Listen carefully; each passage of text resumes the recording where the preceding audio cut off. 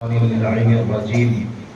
الله الرحمن الرحيم الحمد لله رب العالمين الصلاة والسلام وتحية والإكرام على رسوله الكريم محبوب رب المشرقين والمغربين جد الحسن والحسين مولانا ومولى الثقلين أبي القاسم محمد اللهم صل على محمد وعلى أهل بيته الطيبين الطاهرين المعصومين المظلومين المنتخبين المنتجبين ولعنة الله على أعدائهم أجمعين. قال الله تبارك وتعالى وقوله الحق في كتابه المجيد والفرقان الحميد. بسم الله الرحمن الرحيم. قل لا أسألكم عليه أجرا إلا المودة في القربى. صلی علی محمد وآل محمد صدق الله مولانا العلي العظيم ونحن على ذلك لمن الشاهدين والشاكرين والحمد لله رب العالمين. حاضرین فرشیزہ، یہ جو ہماری مجالسیں ہو رہی ہیں ان مجالسوں کی یہ آج کی آخری مجلس ہے، اور ہماری ان مجلسوں کا اور اس پروگرام کا جو نام ہے وہ نام ہے امام حسن علیہ السلام کی شہادت کے حوالے سے یہ پروگرام کیا جا رہا ہے. آج سے پہلے جو دو مجلسیں ہوئی ان میں کچھ رسول اللہ کے حوالے سے میں نے آپ سے بات کی، کچھ امام حسن کے حوالے سے بات کی، اور کچھ گفتگو یہ ہوئی کہ امت نے ان معصومین کے ساتھ ان کا کتنا حق ادا کیا ہے اور کتنا نہیں کیا ہے. میں نے قرآن کی جو آیت آپ کے سامنے تلاوت فرمائی ہے اس میں اللہ ارشاد فرماتا ہے قل لا اسألکم علیہ اجرا. اے محبوب کہہ دو ان مسلمانوں سے میں تم سے کوئی سوال نہیں کرتا الا المودۃ فی القربى، سوائے اس کے کہ تم میرے قرابت داروں سے مودت کیجیے. آپ کو یاد ہوگا 21 رمضان کی مجلس میں میں نے آپ کو مودت اور محبت کا فرق بتایا تھا. اب عزیزان محترم، رسول نے کہہ دیا اور اللہ نے کہلوا دیا. مسلمانوں سے جب ہم نے پوچھا کہ دین میں داخل ہونے کے بعد کون سی چیز فرض ہے، کون سی چیز واجب ہے، کون سی چیز سنت ہے اور کون سی چیز مستحب ہے، تو مسلمانوں کے تمام گروپوں نے یہ کہا کہ جو حکم اللہ دے وہ واجب ہوتا ہے، فرض ہوتا ہے، اور جو کام رسول کرے یا رسول بتائے وہ سنت ہوتی ہے. تو گویا اللہ نے کہا محبوب کہو ان مسلمانوں سے میں تم سے کوئی سوال نہیں کرتا سوائے اس کے کہ تم میرے قرابت داروں سے، میرے قریبیوں سے مودت کیجیے. تو اہل بیت سے مودت کرنا نماز، روزے، زکوٰۃ اور حج کی طرح یہ اسی طریقے سے واجب اور فرض ہے جس طرح مسلمان عاقل و بالغ پر نماز اور روزہ رکھنا فرض ہے. یہ الگ بات ہے کہ کوئی اس کو مانے یا نہ مانے. کیوں کہ ہمارا جو دین ہے وہ دین ہمیں ملا ہے محمد کے بعد علی سے، علی کے بعد امام حسن سے، امام حسن کے بعد امام حسین سے. ہمارا ایک تسلسل جڑا ہوا ہے، ہمارا تسلسل کہیں ٹوٹا نہیں ہے. جب آئمہ کا سلسلہ اللہ نے روک دیا اور 12ویں امام کو پردہ غیبت میں بھیج دیا تو آپ کے بعد ایک سلسلہ چلتا ہے. اس سلسلے کو ہم کہتے ہیں تصوف، اس سلسلے کو ہم کہتے ہیں طریقت، اس سلسلے کو ہم کہتے ہیں معرفت، اس سلسلے کو ہم کہتے ہیں حقیقت. عزیزان محترم، یہ لائٹ جو جل رہی ہے نا، اگر یہ برابر اس کا وائر، اس کا تار جو ہے وہ برابر وہاں پر اس کے حقوق کے ساتھ جڑا ہوا ہے تو لائٹ آنے میں کوئی پرابلم نہیں ہوگی، کوئی کمی نہیں ہوگی. لیکن اگر وہ وائر، وہ تار کہیں نمبر 2 سے کسی کے پاس جوڑ دیا گیا ہے تو آپ نے دیکھا ہوگا وہ لائٹ کبھی آتی ہے کبھی چلی جاتی ہے، اور اگر نہ بھی جائے تو تب ضرور جاتی ہے جب کوئی چیکنگ والے آتے ہیں نا، ڈر کی وجہ سے لوگ خود بخود تار ہٹا دیتے ہیں. تو ہمارا جو تسلسل ہے، ہمارا جو وائر ہے نا، وہ اتنا مضبوط ہے کہ ہندوستان میں غریب نواز سے لے کر کے تمام ائمہ تک ہوتے ہوئے یہ رسول اللہ پر جاتا ہے. ہمارا تسلسل کہیں پہ اٹھتا نہیں ہے. اسی لیے ہمارے یہاں جس طرح نماز اور روزہ فرض ہے، اسی طریقے سے محبت اہل بیت بھی فرض ہے.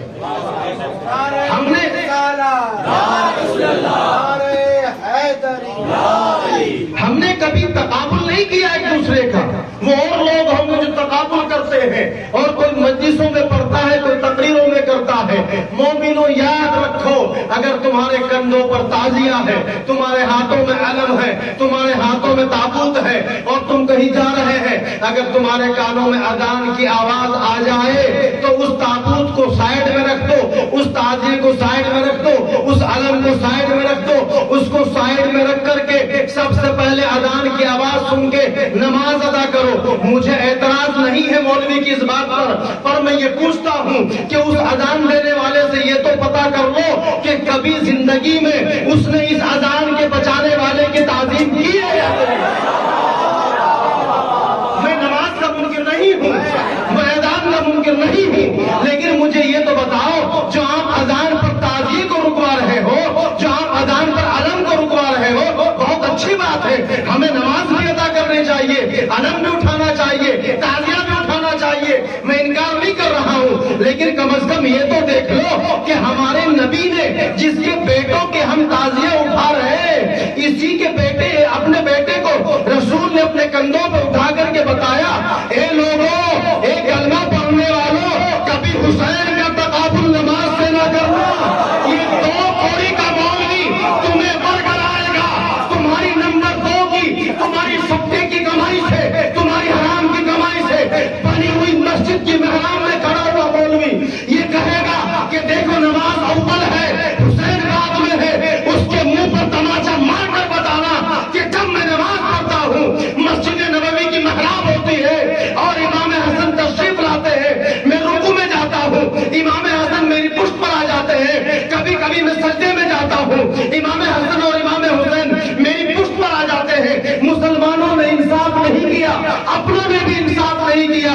اپنوں نے صرف یہ واقعہ امام حسین کے حوالے سے پڑھا ہے، جبکہ تاریخ یہ بتاتی ہے کہ رسول کی پشت مبارک پر جتنی مرتبہ امام حسین کھڑے ہیں، اس سے کئی مرتبہ 2 3 4 گنا زیادہ امام حسن سوار ہوئے ہیں. اور تمام مسلمانوں نے امام حسین کے پشت پر جانے کے بعد رسول کی تسبیح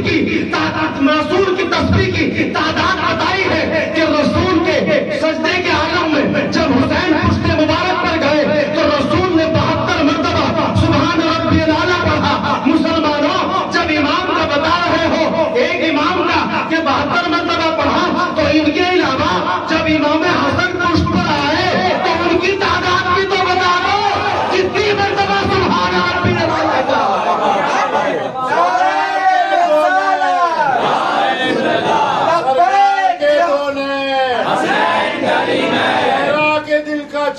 حسین کریم ہے، حیدر کے نور ہے، حسین کریم ہے، ارے حیدری.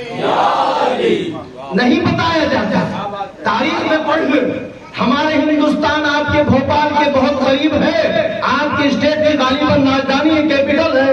وہاں کے ایک مولوی گزرے ہیں، ان کا نام ہے سید صدیق حسن خان بھوپالی، جو بعد میں بہت بڑے جو ہے وہ وہابیزم میں چلے گئے تھے. لیکن جتنی تعریف انہوں نے اہل بیت کی لکھی ہے، اور اہل بیت کے ساتھ ساتھ جتنی تعریف انہوں نے اہل بیت میں مولا کائنات اور امام حسن کی لکھی ہے، اتنی کسی کی نہیں لکھی. وہ لکھتے ہیں اپنی کتاب میں تذکرہ ائمہ اثنا عشر، 12 اماموں کا تذکرہ.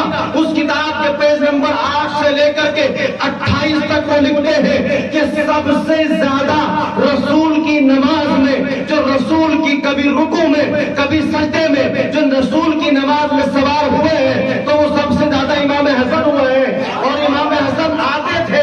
مجھے مسلمانوں آپ کی اس روایت سے اعتراض نہیں ہے. کوئی وہابی لکھے یا کوئی سلفی لکھے, کوئی دیوبندی لکھے یا بریلوی لکھے, مجھے اعتراض نہیں ہے. مجھے اس سے بھی اعتراض نہیں ہے کہ کوئی شیعہ لکھتا ہے یا سنی. میں ہاتھ جوڑ کر یہ کہتا ہوں, مجھے یہ بتا دو, نماز اور عزاداری کا تقابل کرنے والوں, نماز اور تعزیہ کا تقابل کرنے والوں, نماز اور علم کا تقابل کرنے والوں, مجھے بس اتنا بتا دو, جب میرے آقا مدینے کی محراب میں وہ مسجد جو صحابہ کی پاک کمائی سے بنی ہو, اس مسجد میں جس میں رسول نماز پڑھاتے ہو اور رسول نماز پڑھ رہے ہو, رسول کی پشت مبارک پر جب امام حسن یا امام حسین تشریف لائے, تو مجھے بتا دو کبھی رسول نے اپنی پوری لائف میں, اپنی پوری زندگی میں ایک مرتبہ یہ کہا ہو, حسن بیٹا ادھر جاؤ, حسین بیٹا ادھر جاؤ, میں اللہ کی عبادت کر رہا ہوں. سنیے سنیے سنیے, بلکہ صحابہ نے جب پوچھا یا رسول اللہ آپ ہمیشہ چھوٹا سجدہ کیا کرتے تھے, بچہ آپ کی پشت پر آیا تو آپ نے سجدے کو طول دے دیا. رسول نے کہا خاموش ہو جا, اس بچے کو بچہ نہ کہنا, یہ میری نماز کی معراج ہے.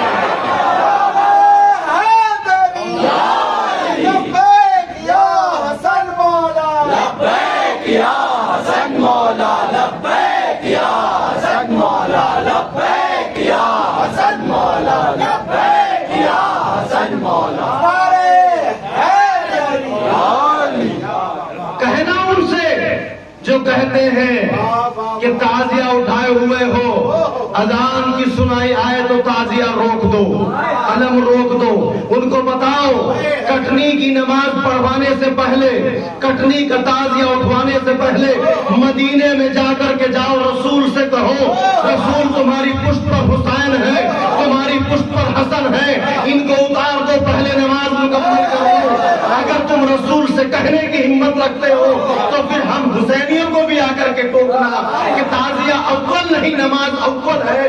ہم انکار نہیں کرتے, ہم نماز کی توہین نہیں کرتے, ہم نماز کو بھی افضل سمجھتے ہیں, ہم تعزیے کو بھی افضل سمجھتے ہیں, ہم عزاداری امام حسین کو بھی افضل سمجھتے ہیں. لیکن افضل کے ساتھ ساتھ ہم یہ ضرور کہتے ہیں کہ جب تک نماز رسول کے پاس تھی, جب تک نماز علی کے پاس تھی, جب تک نماز صحابہ کے پاس تھی, جب تک نماز دوسروں کے پاس تھی, جب تک وہ نماز تھی, لیکن جیسے ہی حسین نے شہادت دے کر اس نماز کو بچایا, تو اب نماز کے ساتھ ساتھ حسین کے اس احسان کو یاد رکھنا نماز افضل ہے.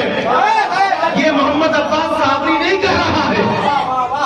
اس سجدے کے ساتھ ساتھ امام کی اس بات کو یاد رکھنا یہ سجدے سے افضل اس لیے ہوا, قرآن کہتا ہے هل جزاء الاحسان الا الاحسان.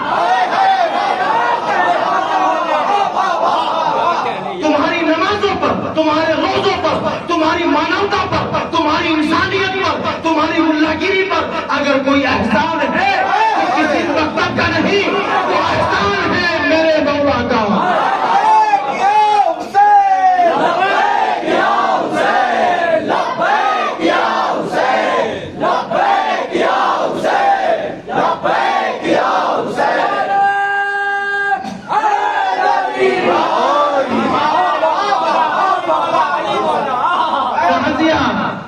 تعزیہ رکھ لیا کرو بھائی, ملا کچھ کہہ دیں گے, لوگ کیا کہیں گے.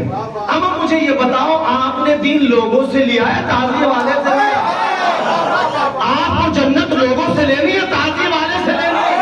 آپ کو اپنا حساب و کتاب لوگوں کو دینا یا علم والے کو دینا ہے؟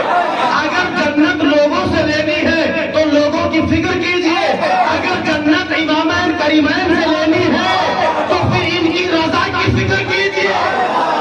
یہ کس طریقے سے سرکار کے دونے حسین کریم ہے, سرکار کے دونے حسین کریم ہے, حیدری. لیکن حقیقت یہ ہے ہمارے بچوں کو نئے نئے شوشے دیے جاتے ہیں, نئے نئے. ٹوپی پہننا ہے, نہیں پہننا ہے, पाजामा कितना ऊंचा रखना है, दाढ़ी कितनी लंबी रखनी है, ये सारी चीजें बताई जाती है। लेकिन ये नहीं बताया जाता कि जिस रसूल की दाढ़ी की बात कर रहे हो, जिस रसूल के पाजामे की बात कर रहे हो, जिस रसूल के दीन की बात कर रहे हो, एक मर्तबा ये तो बता दो उस रसूल की दाढ़ी को तुम्हें बताने वाला कौन है, उस रसूल के पाजामे को तुम्हें बताने वाला कौन है, उस रसूल के दीन को तुम्हें बताने वाला कौन है। पता ये चलता है आज के बहुत बड़े अपने आप को मुजद्दिद कहने और लिखवाने वाले, वो भी ये कहते हैं बराबर के मुल्क में रहते हैं, अपने नाम के साथ कादरी भी लगाते हैं। मुझे नाम लेने में भी कोई एतराज नहीं है, न मुझे भात लेना है, न मुझे उनसे नमाजें बख्शवानी है, न मुझे उनसे रोजे बख्शवाने हैं। नाम है ताहिरुल कादरी साहब, वो भी बहुत सारी बातें करते हैं, अपनी तमाम बातों में एक जुमला कहते हैं कि देखिए इस दीन पर, इस ईमान पर, इस ईमान पर, इस इस्लाम पर, ये इस्लाम और ये दीन, ये ईमान एक जमाने में मोहम्मदी था, रसूल के जमाने तक मोहम्मदी था, लेकिन सन 60 हिजरी में ये दीन मोहम्मदी नहीं बचा था, ये दीन इस्लाम, ये इस्लाम मोहम्मदी नहीं बचा था, बल्कि इस इस्लाम की शक्ल को मोड़ने के लोगों ने बड़ी कोशिश की। आज जो हम 60 हिजरी में याद करते हैं, 60 हिजरी से पहले 50 हिजरी में, 50 हिजरी से पहले 40 हिजरी में, 41 हिजरी में इसी इस्लाम को, इसी करबला वाले दुश्मन के बाप ने इस इस्लाम को मोड़ना चाहा, इस इस्लाम की शक्ल बिगाड़नी चाहिए। मुसलमानों, मेरे नौजवानों, इस दिल पर हाथ रखकर मुझे ये बताओ, हम पर कुफ्र का फतवा क्यों लगता है, हमें बुरा क्यों कहा जाता है, हमें जहन्नमी क्यों कहा जाता है? सिर्फ इसलिए कि हम बिला फस्ल अली को अपना पहला मौला सुनो सुनो सुनो, हम पर इसलिए कुफ्र का फतवा लगता है कि तुमने बिला फस्ल माना है, तुमने साहबा की ताजीम नहीं की, तुमने खलीफाओं की ताजीम नहीं की। मुझे बताओ, अगर चारों खुलफा में से किसी की ताजीम न करना कुफ्र है, आप अपने मसले पर अटल रहना, आप अपनी गुफ्तगू पर अटल रहना।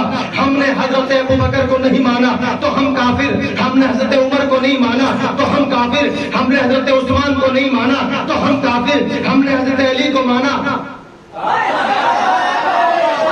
हमने हजरत अली को माना का ये मोमिन की पहचान है। लेकिन इन चारों खलीफाओं को आप क्या मानते हैं? तमाम मुसलमानों ने लिखा कि 5 खलीफा बरहक है और वो खिलाफत राशिदा में 5 खलीफा आते हैं, अबू बकर, उमर, उस्मान, अली और हसन। 5 बताया जाता है। मुझे बताओ, अगर इन 5 में से किसी एक का इनकार करना हमारे लिए कुफ्र है तो मुझे बताओ, बस फैसला खुद करना। मसला आपका, किताब आपकी, अक्ल आपका, दिमाग आपका, हाथ आपका, जूता आपका। मुझे ये बताओ, जब 5 चौथे इमाम ने, चौथे खलीफा ने मुसलमानों के खिलाफत का दावा किया, खिलाफत का ऐलान किया बकौल आपके, तो आपके मामू ने उस खिलाफत की बगावत क्यों की? उस बगावत करने पर अगर तुम उसको साहबी मानते हो, अगर तुम उसको कातिब वही मानते हो, तो जो फतवा एक खलीफा के इनकार करने पर तुम हम पर लगाते हो, वही खलीफा उस वही फतवा इस पर लगाओ जिसने अली की खिलाफत का इनकार।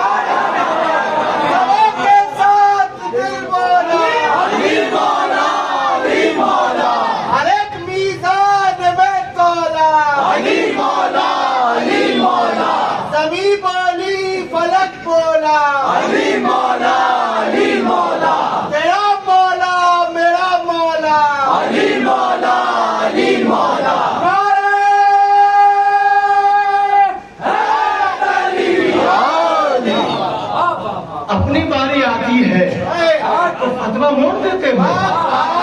अल्लामा इकबाल ने क्या खूब कहा है, हम आह भी करते हैं तो हो जाते हैं बदनाम, जो कत्ल भी करते हैं तो चर्चा नहीं है।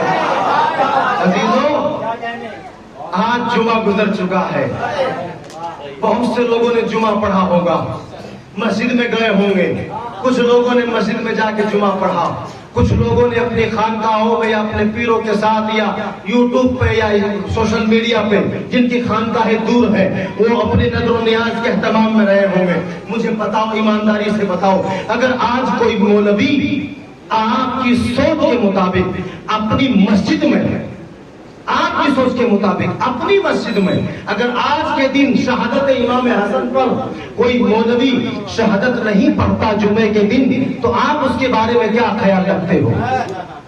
کیا خیال رکھتے ہو؟ تمام حسینی یہ کہتے ہیں وہ مولوی غلط ہے، اس کی بات نہیں سننی چاہیے۔ میرے جوانوں، میرے بزرگوں، میرے بچوں، عدل سے کام لیا کرو، انصاف سے کام لیا کرو۔ جب ایک مولوی جمعے کے خطبے میں شہادت حسن نہ پڑھ سکے تو اس کو ہم برا کہتے ہیں۔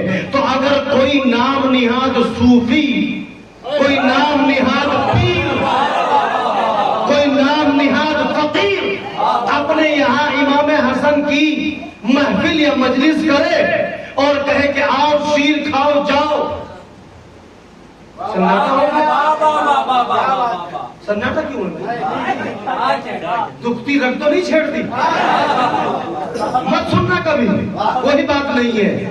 اس کا بھی پتہ نہیں کہ صبح ہوگی یا نہیں، نہ آپ کو پتا نہ مجھے پتا، لیکن خدا نہ جو قانون آپ اس مولوی پر لگاتے ہیں وہی قانون اس پیر پر بھی لگاؤ، اس فقیر پر بھی لگاؤ، اس صوفی پر بھی لگاؤ، جو نظر تو کرتا ہے امام کی لیکن نقاتلوں کے نام بتاتا ہے۔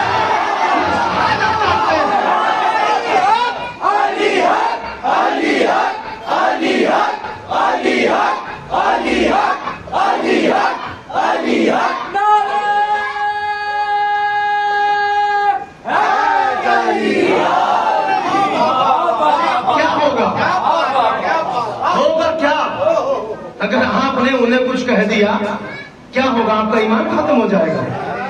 قرآن پڑھنا جا کر کے، قرآن کا 10واں پارہ ہے، سورہ توبہ ہے، اس سورہ توبہ میں ایک آیت ہے، آیت خود ڈھونڈ لینا، اس آیت میں حشر کا تذکرہ کیا جاتا ہے، اور حشر کے تذکرے میں وہ آیت بتاتی ہے کہ کل جب حشر کا میدان ہوگا کچھ پیر بیٹھے ہوئے ہوں گے، ان کے مرید ان کے پاس جائیں گے، وہ کہیں گے سرکار آج ہم پر پڑی ہوئی ہے، کل تو آپ نے دنیا میں بڑی جنت کے ہمیں خواب دکھائے تھے، بڑے اچھے اچھے ہمیں نہریں دکھائی تھی، بڑے اچھے اچھے ہمیں اونٹ جیسے انگور بتائے تھے، بڑے بکرے جیسے ہمیں کیلے بتائے تھے، بہت جنت کے خواب دکھائے تھے، آج تو ہم پھنس گئے ہیں۔ جب آپ نے ہمیں دنیا میں اپنا دامن پکڑوا کر کے ہم سے عہد لیا تھا کہ میرے ہاتھ پر آپ کا ہاتھ، آپ کا ہاتھ میرے ہاتھ سے، غوث پاک کے ہاتھ پر، غوث پاک کے ہاتھ سے، مولا کائنات کے ہاتھ پر، مولا کائنات کے ہاتھ سے، رسول اللہ کے ہاتھ پر،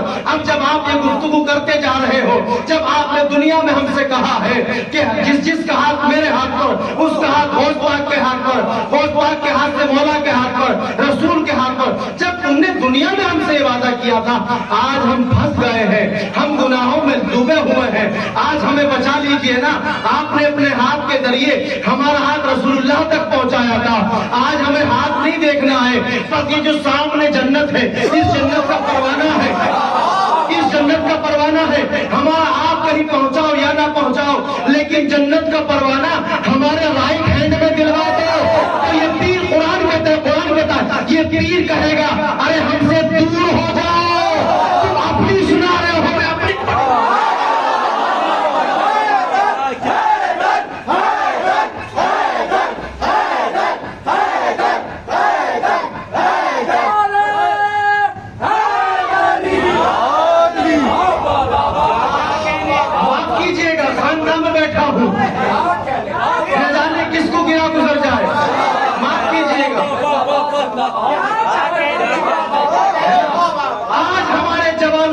یہ ہے کہ باپ کا چشمہ ٹوٹا ہوا ہے، اس کی فکر نہیں، بابا کے پاس ٹیبلیٹ نہیں خالی پیٹ میں کھانے والی، لیکن اگر ہمیں یہ پتا چل جائے کہ ہمارے پیر فلاں سٹی میں آ رہے ہیں، فلاں شہر میں آ رہے ہیں، تو ہم نذرانے کے طور پر ہم ان کو نذرانہ دینے کے لیے، ان کی راہوں میں پھول بچھانے کے لیے، ان کو کپڑا دینے کے لیے کسی سے قرض لیں گے، قرض نہ ملا تو سود پر روپیہ لیں گے۔ یاد رکھنا جس امام کی شہادت کی شم میں آپ بیٹھے ہوئے ہیں، یہی امام فرماتے ہیں کہ تمہارا سب سے بڑا پیر، تمہارا سب سے بڑا رہبر، تمہارا سب سے بڑا رہنما، تمہارا سب سے بڑا تمہیں راستہ دکھانے والا، تمہارا سب سے بڑا لیڈر، سب سے پہلے حتیٰ کہ ہماری قیادت کرنے تک کے لیے तुम्हारा सबसे बड़ा पीर तुम्हारी माँ तुम्हारा बाप। अगर तुमने अपने माँ बाप की इज्जत नहीं की, दुनिया के सारे पीरों की ताजीम कर लेना। अजीजों याद रखना, अगर माँ बाप की ताजीम नहीं है तो पीरों की ताजीम काम नहीं आएगी। पीरों की ताजीम काम नहीं आएगी। अगर किसी को बुरा लग जाए तो माफ करना अजीजों, लेकिन सच बोलना मेरा हक है, मेरी जिम्मेदारी है, क्योंकि मेरा इमाम वो है जिसकी सदाकत कुरान बताती है। मैंने झूठों को इमाम नहीं माना है, मैंने झूठों को अपना लीडर नहीं माना है। मेरा इमाम ये कहता है कि तुम सच बोलने में कभी कतराना नहीं, ना दुनिया तुम्हारी मौत करीब कर सकती है, ना तुम्हें जिंदगी बढ़ा सकती है। याद रखना, अगर तुम्हारा पीर तुम्हारी गुफ्तगू होने से पहले तुम्हारे दिल को हाल को न बताए, उसकी पैक तोड़ देना और ऐसा पीर तलाश करना जिसको तुम्हारे मसले बताने की जरूरत ना पड़े। ऐसा पीर तलाश कीजिए। अजीजों, जिस तरह आज नंबर 2 की मौलवी पैदा हो गए हैं, उसी तरीके से इमामैन करीमैन हसनैन के मानने वाले भी नंबर 2 में बहुत हो गए हैं। मैं एक जगह पे तकरीर कर रहा था, बहुत से पीर वहां बैठे हुए थे, खानका का मामला था, तो मैंने ये कहा वहां, और यहाँ भी मैं दोहरा रहा हूँ, याद रखना अगर मेरी बात गलत हो तो मजलिस के बाद मेरे कमरे में आना, मुझसे बात करना। जितना इमामैन करीमैन को, जितना पंजतन पाक को, जितना मासूमीन को लोगों ने अपने आप को संवारने में, अपने आप को संवारने में, अपनी टोपी बुलंद करने में, अपना कद बड़ा करने में, अपना स्टेटस बड़ा करने में जितना इनका इस्तेमाल किया है ना, खुदा की कसम, अगर अपना इस्तेमाल हम उनके लिए करते थे तो हमारा स्टेटस खुद ब खुद बन जाता।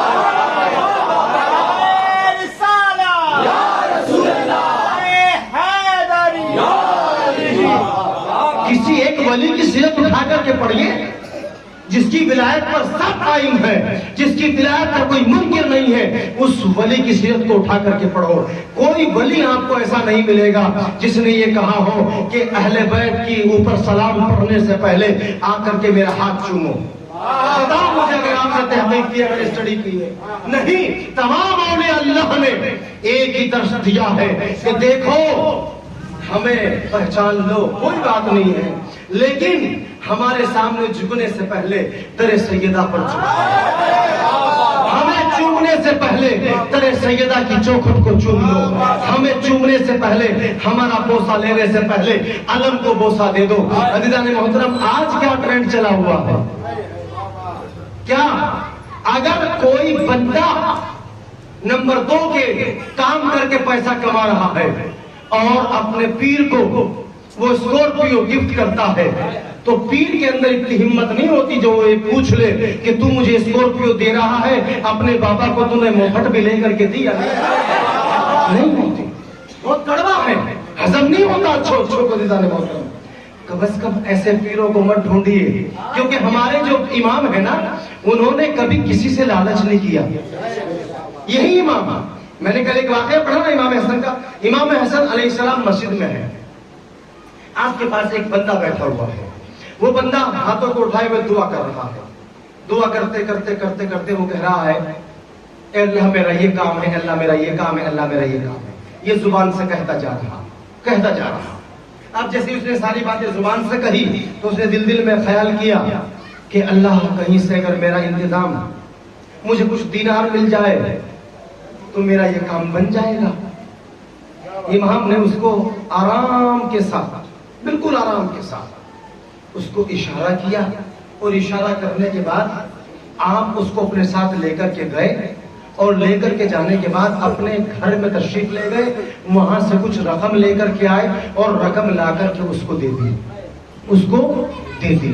वो अपने काम में जाकर के लग गया, उसकी जो जाती तमन्नाएं थी, काम थे, पूरा हो गए। लेकिन हमारे यहाँ तो इमाम को बिल्कुल गरीब बताया है हमें, बिल्कुल गरीब।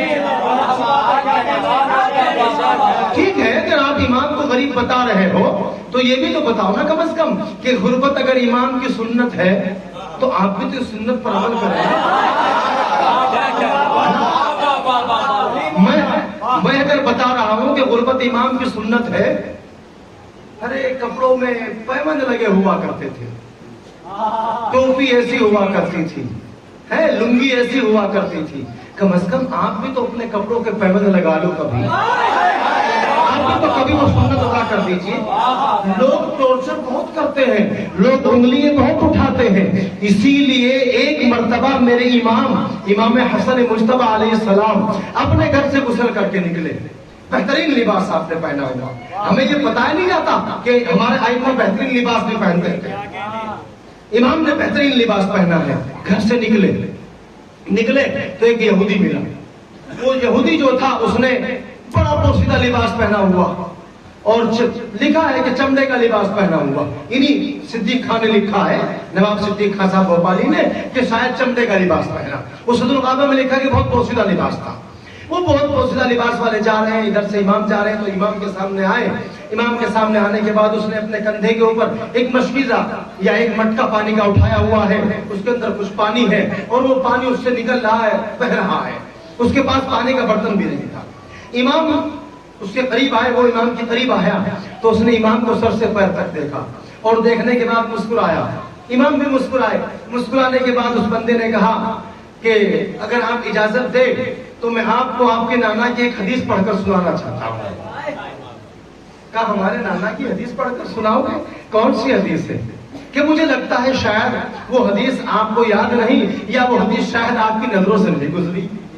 इमाम मुस्कुरा करके कहा तुम हमारे नाना की हदीस की बात करते हो, हम अर्श मुअल्ला पर क्या लिखा है वो बता दो। हम ये भी बता सकते हैं कि तुम्हारे मुकद्दर में क्या है।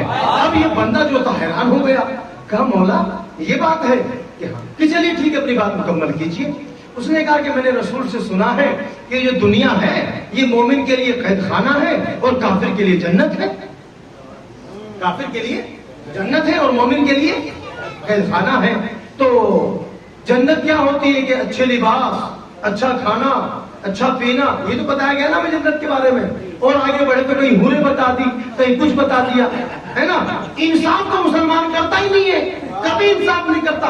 मर्दों को तो बता दी कि हुरे मिलेगी, उन खातून को क्या मिलेगा ये भी तो बताओ ना। ये नहीं बताया जाता। इंसाफ तो तभी करते ना अगर मुंसिफ को अपना इमाम मानते। अज़ीज़ान मोहतरम, खैर बहरहाल बुरे जिसके मुकद्दर में है वो मिले या ना मिले, मोहम्मद अब्बास साबरी की तो एक ही तमन्ना है, परवरदिगारा दुनिया में तूने इस चौखट पे झुकाया है, दुनिया में इस चौखट पे झुकाया है, ना हुर्रों की तमन्ना है ना गिलमा की तमन्ना, बस इस चौखट पे हमें वहां भी खिदमत करने का मौका है। बस यही।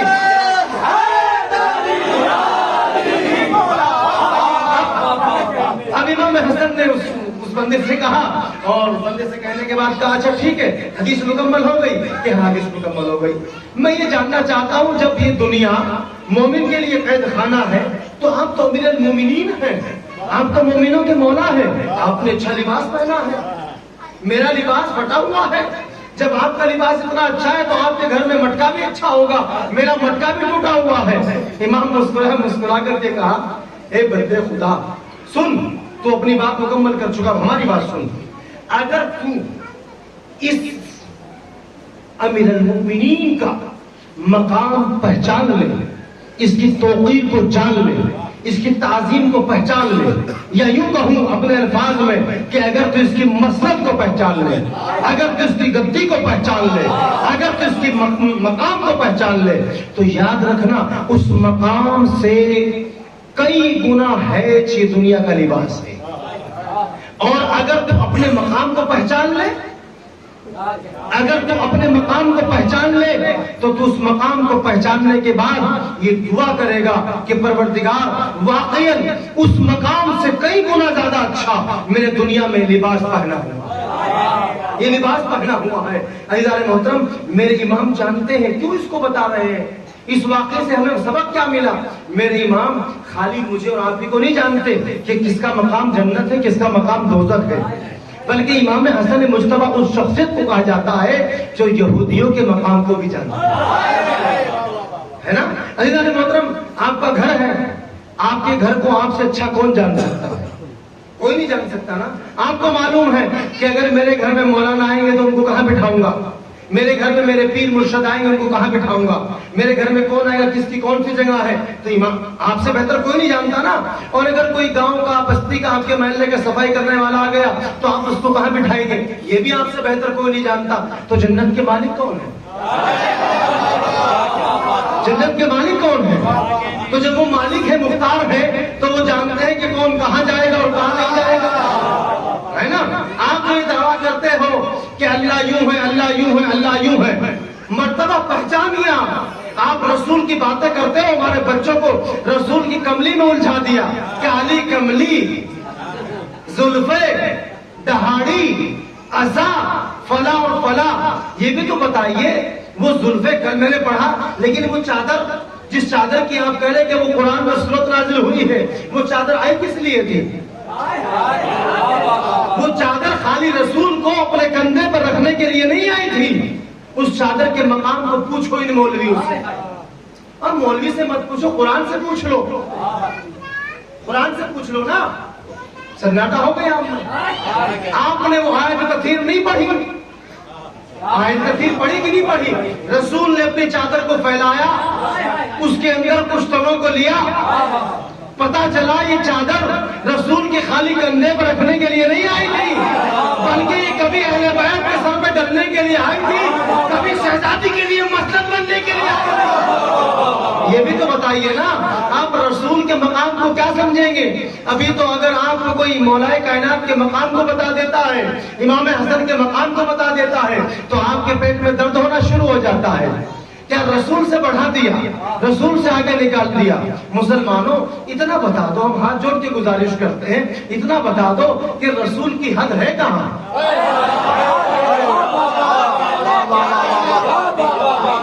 رسول کی حد کہاں ہے؟ رسالت کا بارڈر کہاں جا کر ختم ہو جاتا ہے جو ہم اس کو پار نہ کریں؟ اتنا تو بتا دیجئے۔ یہاں مسلمان خاموش ہو جاتا ہے، جب اپنے مولوی کی بات آتی ہے تو کہتا ہے کہ ہمالیہ بھی فلاں کا ہے اور وہ بھی فلاں کا ہے، اور جب رسول کی بات آتی ہے تو کہتے ہیں کہ رسول کے پاس تو رہنے کے لیے ایک مکان بھی نہیں تھا۔ یہ پورا ષڑینتر رچا گیا ہے اس لیے کہ آپ مقام اہل بیت کو پہچان نہ سکے، آپ مقام اہل بیت کی قدر و منزلت نہ کر سکے۔ اس لیے جب آپ کے نظروں میں آپ کو یہ بتایا جائے گا کہ اہل بیت بہت غریب تھے، مولا گھٹنے سے روٹی توڑ کر کے کھاتے تھے، پانی میں بھگا کر کے کھاتے تھے، یہ ساری باتیں آپ کو بتائی جاتی ہیں، لیکن اس کی علت نہیں بتائی جاتی، اس کی علت نہیں بتائی جاتی۔ کیوں؟ کہ ہمارے مولویوں کے پاس کوئی علت الشرائع نہیں ہے۔ شریعت جو بنائی ہے نا، ان کے پاس کوئی علل الشرائع نہیں ہے۔ علل الشرائع کس نے لکھی؟ ایک کتاب مدنی آپ نے پڑھی کہ نہیں پڑھی؟ آپ نے آج سے پہلے نام سنا کہ نہیں سنا؟ علل الشرائع ایک بہت زبردست کتاب ہے، اور لکھی کس نے؟ یہ آپ کی آنکھوں سے جو آنسو نکلتا ہے، اس کا ذائقہ کیسا ہوتا ہے، یہ کیوں نکلتا ہے؟ آپ کی باڈی سے جو پسینہ نکلتا ہے، یہ کیوں نکلتا ہے، اس کا ذائقہ کیسا ہوتا ہے؟ پوری زندگی، انسان کی پوری زندگی اسی علل الشرائع میں لکھی ہے۔ اگر موقع ملے نا تو اس کتاب کو ضرور پڑھیے گا۔ لکھی کس نے ہے؟ تمام کی تمام روایتیں چھٹے امام جعفر صادق علیہ السلام۔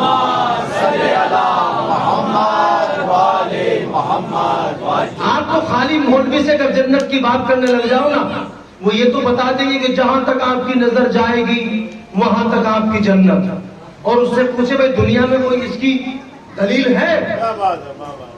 دنیا میں کوئی اس کی دلیل ہے؟ تو خاموش، سناٹا۔ ارے جو ہم کہہ رہے ہماری بات پر یقین کیجیے۔ بھئی آپ کون سے ہمارے لیے قرآن کی دلیل ہے کہ آپ کی بات کو ماننا واجب ہے؟ کون ہے آپ کہ آپ کے لیے قرآن نے کہا ہو؟ جس کے لیے قرآن نے کہا ہے،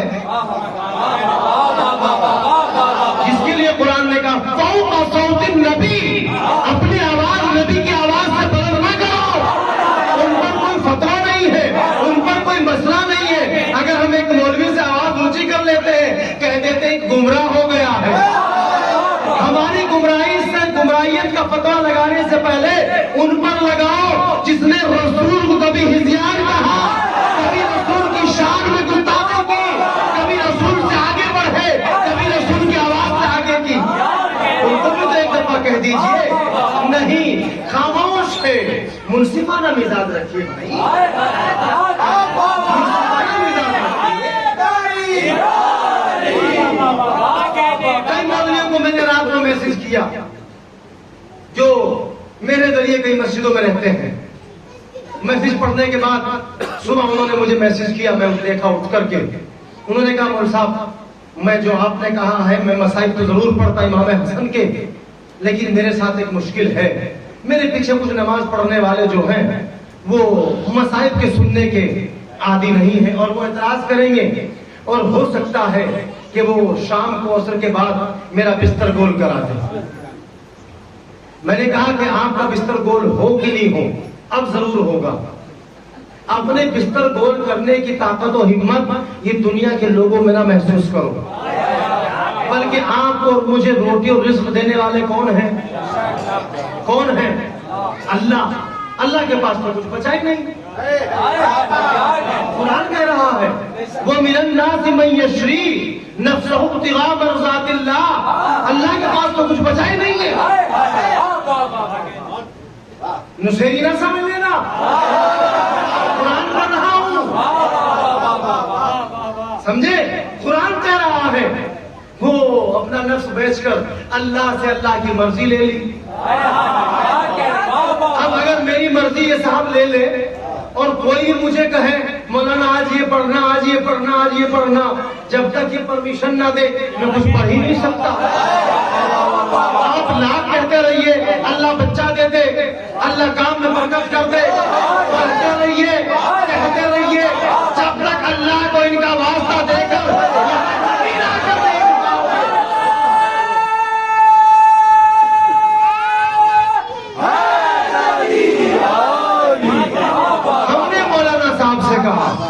ہم نے مولانا سے کہا مولانا آپ اتنا کام کر دیجئے، اگر مسائل نہیں پڑھ سکتے تو صرف آپ اتنا پڑھ دیجئے کہ امام حسن کو زہر دینے والا کون تھا، امام حسن کو زہر دلانے والا کون تھا۔ کہا اگر یہ پڑھیں گے تو پھر تکلیف میں آئیں گے۔ اچھا یہ بھی مت کیجئے، اتنا تو کر سکتے ہیں نا کہ آپ اپنے خطبے سے پہلے یہ کہہ دیجئے کہ لوگوں میرے ساتھ آمین کہو اور میرے ساتھ لعنت کہو۔ اتنا تو کہہ سکتے ہو نا کہ صاحب آمین تو کہلوا سکتے، لعنت نہیں کہلوا سکتے۔ کیوں؟ اس لیے کہ ملا نے مسئلہ بیان کر دیا ہے کہ تم یزید کے اوپر بھی لعنت نہیں کر سکتے۔ کیوں؟ بھائی ملا جی یہ بتائیں ہم آپ کی مانے یا اللہ کی مانے؟ ہماری تو نماز بھی بغیر لعنت کے قبول نہیں ہوتی،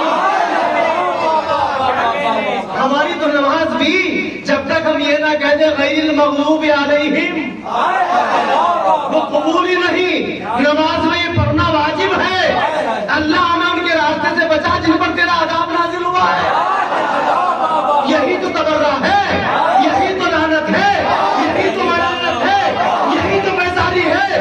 ہم چیز کئی منبروں سے یہی کہتے ہیں کہ اگر تمہارے اندر یہ ہمت نہیں ہے کہ تم کسی قاتل کا نام لے سکو تو کم از کم اتنا کر لو، آؤ 28 سفر میں ہم چوک میں چلتے ہیں، ہمارے ساتھ کھڑے ہونا، کپڑے نہ بدلنا، امام حسن کی تعریف نہ پڑھنا، امام حسن کے قاتل کا نام نہ لینا، بس اپنے دونوں ہاتھوں کو بلند کرنا اور یہ کہنا پروردگار تجھے محمد کا واسطہ، جس نے تیرے پروردگار تجھے محمد کا واسطہ، جس نے امام حسن کو ستایا اس پر تیری لعنت، تیرے رسول کی لعنت، تیرے فرشتوں کی لعنت، جس کا چہرہ اتر جائے پتہ لگ جائے گا کہ اس کا تعلق قاتل سے۔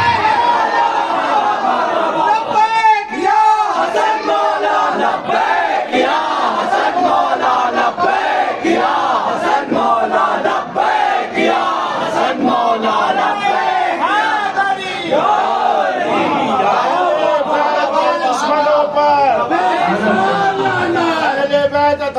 دشمنوں پر، بیت اتھار کے دشمنوں پر 28 آتی ہے، لائٹ بند کر دیتے ہیں، روتے ہیں، 9 محرم آتا ہے، 10 آتا ہے، روتے ہیں، انہوں نے ہی مارا ہے، یہی رو رہے ہیں، اپنے گناہوں کو معاف کرا رہے ہیں۔ اچھا ٹھیک ہے، اگر ہمارے والوں نے مارا ہے، رونے والوں نے مارا ہے،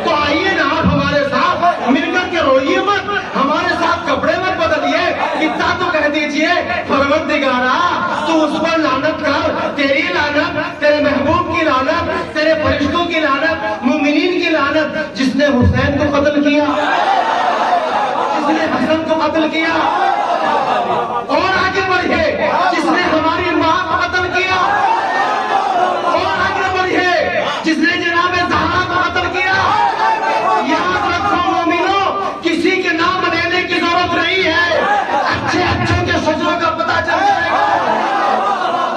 یہ شجرے جو آپ اٹھائے پھر رہے ہیں نا، ان شجروں کا پتہ چلے گا کہ کس پیر کے پاس حسینی شجرا ہے، کس کے پاس یزیدی شجرا ہے.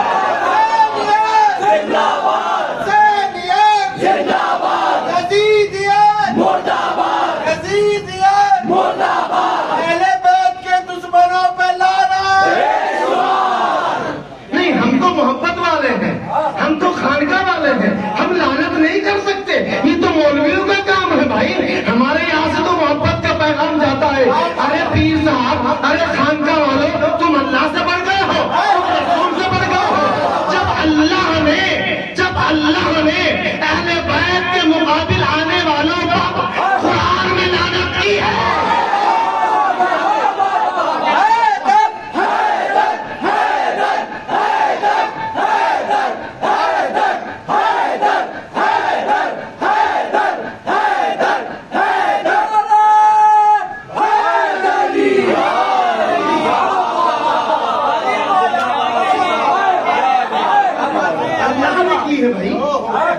اللہ نے کی ہے. یہ تو بدقسمتی ہے مسلمانوں کی کہ مسلمانوں کو صرف طوطے کی طرح قرآن رٹایا گیا ہے، اس کو سمجھایا نہیں گیا. خوب ہل کر کے پڑھیے، بس قرآن اسی لیے آیا ہے. نہیں میرے جوانوں، میرے بچوں، مجھے بتاؤ، دنیا کے اندر اگر کوئی ادنا سے ادنا انسان کوئی کتاب لکھتا ہے، کوئی لٹریچر تیار کرتا ہے، تو مجھے بتاؤ کیا وہ کتاب اس لیے لکھی جاتی ہے کہ بس آپ اس کو بازار سے لا کر کے تاق میں رکھ دینا، صبح شام اس کو چاٹ لینا، چوم لینا اور کتاب کا حق ادا ہو جائے گا؟ اس لیے لکھی جاتی ہے؟ نہیں، بلکہ اس لیے لکھی جاتی ہے اگر آپ کیمسٹ کے اسٹوڈنٹ ہیں تو آپ اس کی کتاب اس لیے لاتے ہیں نا کہ آپ کے نمبر اچھے آئے، آپ کی معلومات بڑھے. اگر آپ لاء کے اسٹوڈنٹ ہیں تو آپ لاء کی کتاب اس لیے تھوڑی لائیں گے کہ لا کے گھر میں رکھ دیں گے، بلکہ اس لیے لائیں گے اس کی تحقیق کریں گے، اسٹڈی کریں گے، کل جب ایگزام ہوگا تو اس میں اچھے سے لکھ سکے، نمبر اچھے لے سکے. اسی لیے جب دنیا کی کتابیں پڑھنے کے لیے آئی ہے، سمجھنے کے لیے آئی ہے، ایگزام میں لکھنے کے لیے آئی ہے، تو یہ وہ کتاب جو رحمت للعالمین لے کر کے آئے ہیں. کیا یہ صرف تراویحوں میں رٹا مارنے کے لیے آئی ہے؟ کیا یہ طوطے کی طرح رٹانے کے لیے آئی ہے؟ نہیں، یہ قرآن آپ کے اور میرے لیے یہ سمجھنے کے لیے آئی ہے، سمجھنے کے لیے.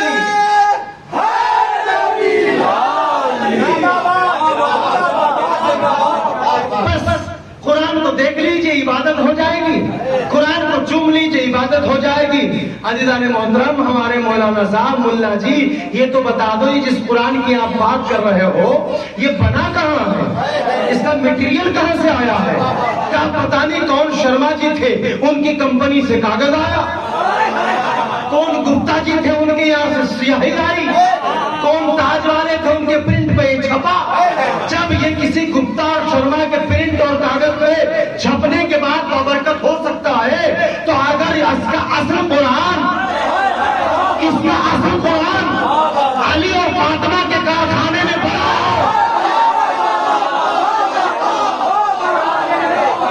جو اس قرآن کی بقا ہے، جو اس قرآن کی اصل قرآن ہے، پھر اس کو چومنا اور چاٹنا کیوں جائز نہیں ہے؟ اس کو گھر میں رکھنا کیوں برکت ہے؟ اس لیے کہ کل بتایا تھا یہ ایویڈنس ہے، یہ ثبوت ہے، اس لیے کہ ہمارا تعلق مقتول سے قاتل سے نہیں ہے. اس لیے مولوی کہتا ہے اس کو گھر میں نہ رکھو. اگر اس سے اتنی تکلیف ہے، اس سے اتنی جلد ہے، تو آؤ اپنی لائبریریوں سے وسعت اللمات اٹھا کر کے باہر گرا دو. اس لیے وسعت اللمات کے اندر شیخ عبدالحق موتی سے دہلوی نے لکھا، اے لوگوں جب تم دعا کرو، جب تم نماز پڑھو، ساری دعاؤں میں، ساری نمازوں میں، ساری عبادتوں میں ایک دعا ضرور کرنا، پروردگار جب حشر کا میدان ہوگا کوئی سایہ نہیں ہوگا، تیرا محبوب ہوگا، اس محبوب کا ایک اور محبوب ہوگا، اس محبوب کے ہاتھ میں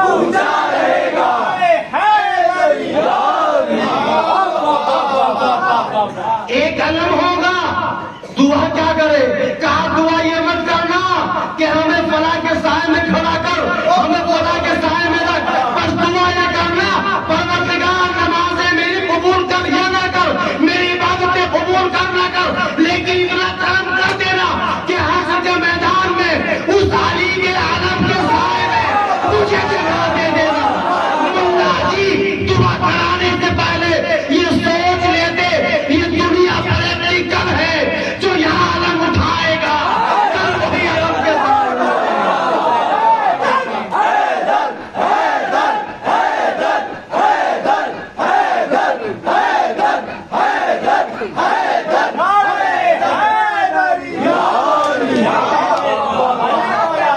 یہاں علم سے بھاگتے ہیں، یہاں علم سے نگہ ٹوٹتے ہیں، یہاں علم سے ایمان سے نکل جاتے ہو۔ بتاؤ عبدالحق محدث دہلوی سے تو کوئی فرقہ نہیں جاتا، آپ دیوبندی ہو تب بھی نہیں بھاگو گے، آپ بریلوی ہو تب بھی نہیں بھاگو گے، آپ جس چاہے مسلک سے ہو عبدالحق سے نہیں بھاگ سکتے۔ انہوں نے لکھا ہے یہ دعا کرنا۔ محترم، جب علم کی دعا کر رہے ہو تو دنیا میں پہلے پریکٹیکل کر لو۔ اگر کوئی خانقاہ فخریہ چشتیہ صابریہ کٹنی سے یا جو بھی خانقاہ یہاں پر ہے، نیازی خانقاہ جو بھی جہاں جہاں سے علم اٹھتا ہے، پہلے ان علم کے سائے میں رہنا شروع کرو اور ان علم کو اٹھانے والے بن جاؤ۔ اگر علم اٹھاؤ گے، علم کے سائے میں رہو گے تو کل پھر علم دیکھ کے وہاں بھاگو گے نہیں، بھاگو گے نہیں۔ اور اگر علم سے یہاں بھاگتے رہے ملا جی کی اور پیر جی کی بات سن کر تو کل وہاں بھی دیکھو گے میرا ملا جی کہے گا تو علم کے نیچے جاؤں گا، پیر جی کہیں گے تو علم کے نیچے جاؤں گا، لیکن وہاں ملا جی کا اور پیر جی کا علم کیا ہوگا؟ اما تم ہمارے پاس آ رہے ہو، ہمیں تو اپنی پڑی ہے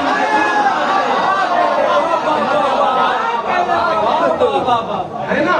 اور اگر یہ علم آپ کو نصیب ہو جائے نا تو یہ مت کہنا کہ میرے پاس علم ہے، میرے گھر میں علم ہے، یہ مت کہنا میرے گھر میں علم ہے، بلکہ یہ کہنا میرے گھر پہ علم ہے، یہ مت کہنا، بلکہ یہ کہنا کہ ہم عباس کے علم کے سائے میں رہتے ہیں۔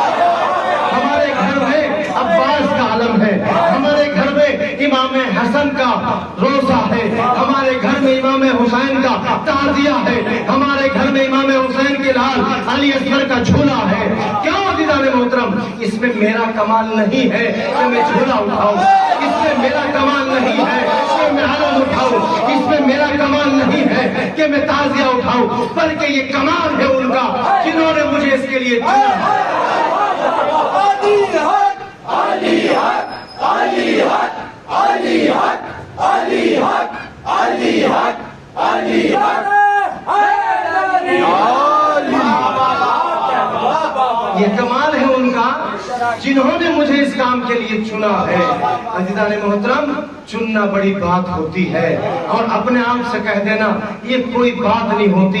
آپ اپنے اس کٹنی شہر کے پارشد کو، آپ اس کٹنی کے شہر کے میئر کو کتنا بھی یاد کرتے رہیے، کوئی فائدہ ہونے والا آپ کو نہیں ہے جب تک کہ آپ کی نشاندہی وہ کر کے یہ نہ بتا دے کہ ایشور پوری باڑ میں ہمارا فلاں بندہ، یہ فلاں بندہ ہمارا رہتا ہے۔ ایمانداری سے بتائیے، اگر آپ کا میئر آپ کی نشاندہی کر دے تو دنیا کا کوئی IPS آئے، DIG آئے، IS آئے، IPS آئے، جب بھی وہ آپ کے مکان سے نکلے گا اور جب وہ میئر کا نشان دیکھے گا کہ یہ میئر کے چاہنے والے کا گھر ہے، ایمانداری سے بتاؤ وہ آپ کے گھر کی طرف نظر اٹھا کر دیکھے گا؟ نہیں، بلکہ وہ آپ کے گھر پہ نتمستک کر کے جائے گا۔ تو یاد رکھنا، اپنے گھروں کو اپنی مرضی سے نہیں اور اپنی مرضی سے چنندہ نہ بناؤ، بلکہ اپنے گھروں میں یہ علم اور تعزیے رکھ کر کے اپنی پہچان بنا دو کہ جب یہاں سے کچھ رحمت کے فرشتے نکلے،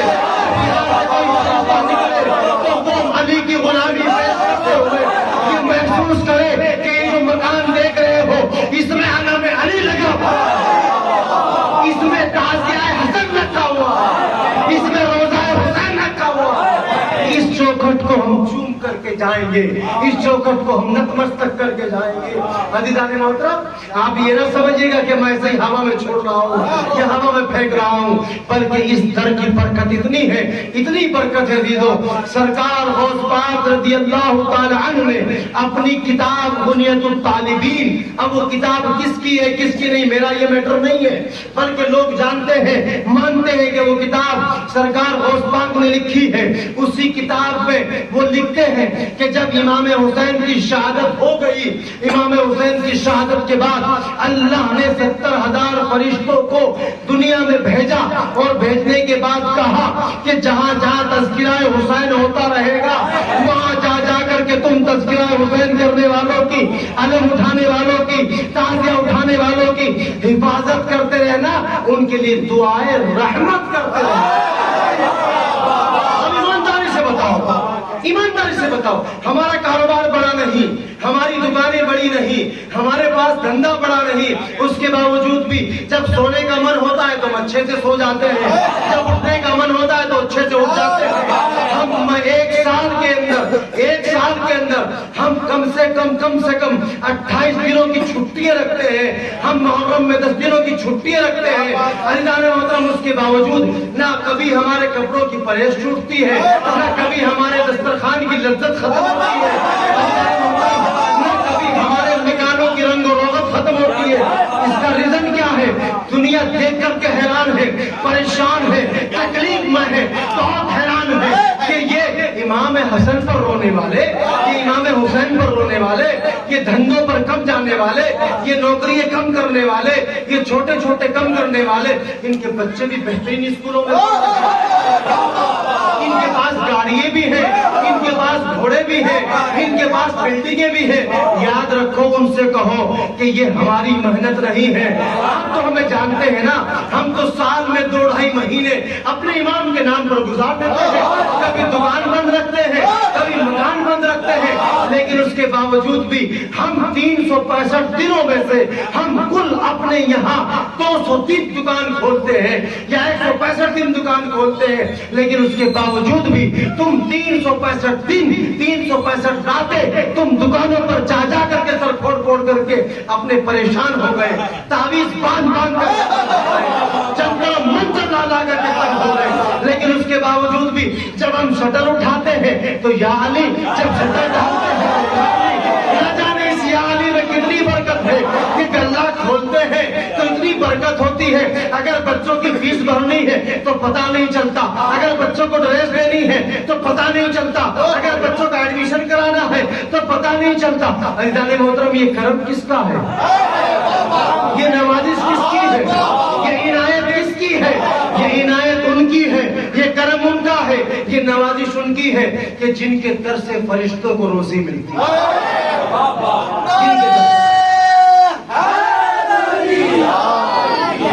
عزیزان محترم، بس المختصر یہ کہ ہاں امام حسن کی شہادت کی مجلس میں یہاں بیٹھے ہوئے ہیں۔ کل بھی میں نے کچھ میسج دیا، پرسوں بھی میسج دیا، آج ایک میسج دے کے جاؤں گا، بہت خطرناک میسج ہے۔ اگر کسی کو ہضم ہو تو میرے لیے دعا کرنا، اور اگر کسی کو ہضم نہ ہو تو مجھے شہزادی کونین کے صدقے میں معاف کر دینا۔ بس اپنے آپ کو عادل بناؤ، خود کو عادل بناؤ، عدل کرو۔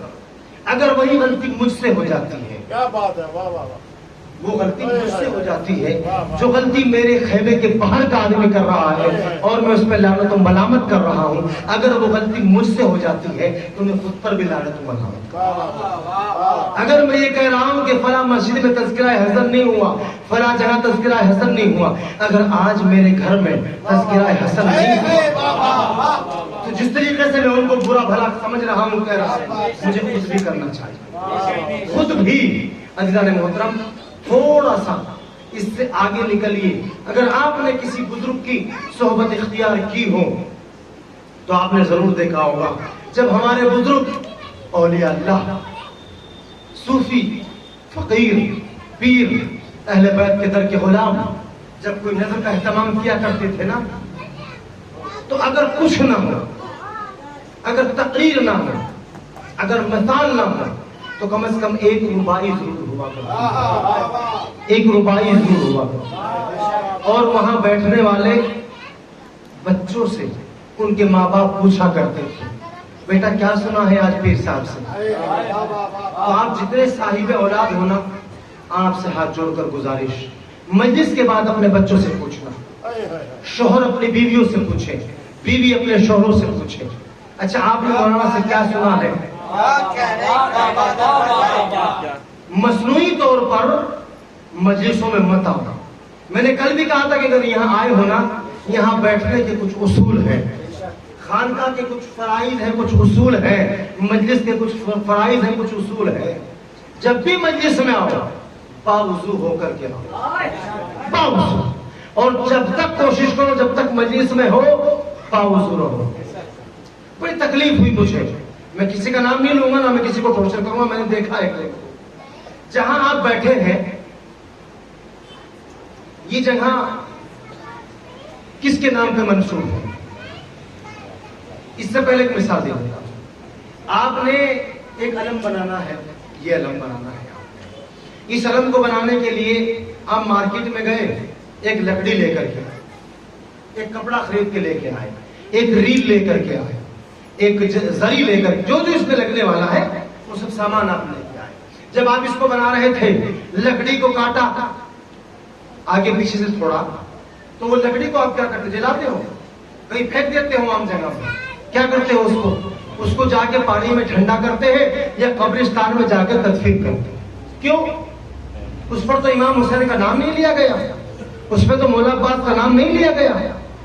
یہ تعزیہ بنانے کے لیے آپ نے کوئی ابرک لائے ہیں، کوئی کاغذ لائے ہیں، کچھ بھی آپ لائے ہیں، وہ جو اس کا ویسٹیج ہے، جو اس کا ویسٹ ہے نا بچا ہوا، اس کو آپ پیروں میں نہیں آنے دیتے. آنے دیتے ہو؟ بولو بھائی. نہیں نا. کیوں؟ وہ تو تعزیے سے مس بھی نہیں ہوا، وہ تو علم سے ٹچ بھی نہیں ہوا. ہم لوگ نسبتی ہیں، ہم لوگ نسبتی ہیں، ہے نا.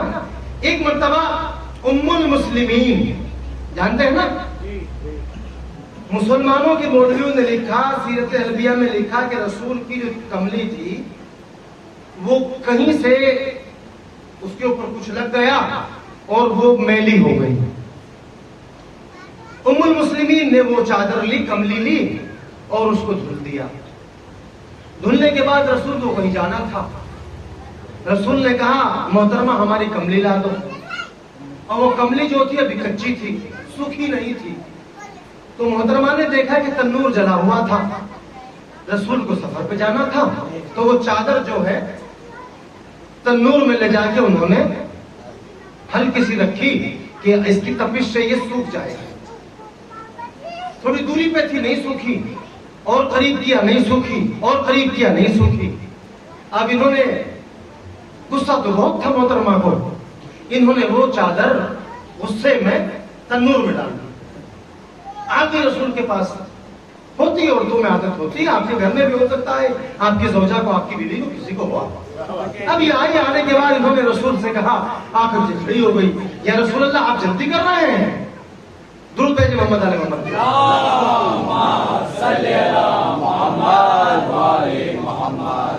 یہ گفتگو میری بڑی غور سے سنیے گا.